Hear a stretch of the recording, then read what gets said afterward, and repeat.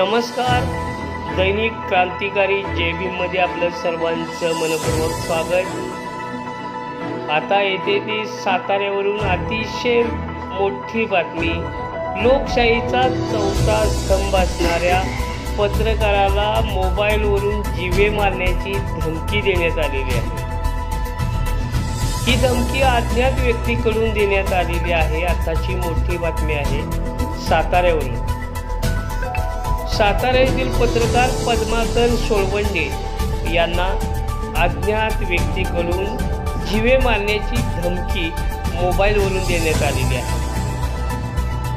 एका पत्रकाराच्या शिष्टमंडळाने या विरोधात सातारा जिल्ह्याचे जिल्हा पोलीस अधीक्षक तुषार जोशी यांना याबाबतचे निवेदन देऊन संबंधितांवरती योग्य ती कारवाई करण्याची मागणी करण्यात आलेली आहे.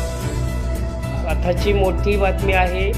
साताऱ्यातील पत्रकाराला अज्ञात व्यक्तीकडून मोबाईलवरून जीवे मारण्याची धमकी देण्यात आलेली आहे. या घटनेचा सातारा जिल्ह्यासह महाराष्ट्र राज्यातील पत्रकारांच्या संघटनांकडून जाहीर निषेध करण्यात येतो.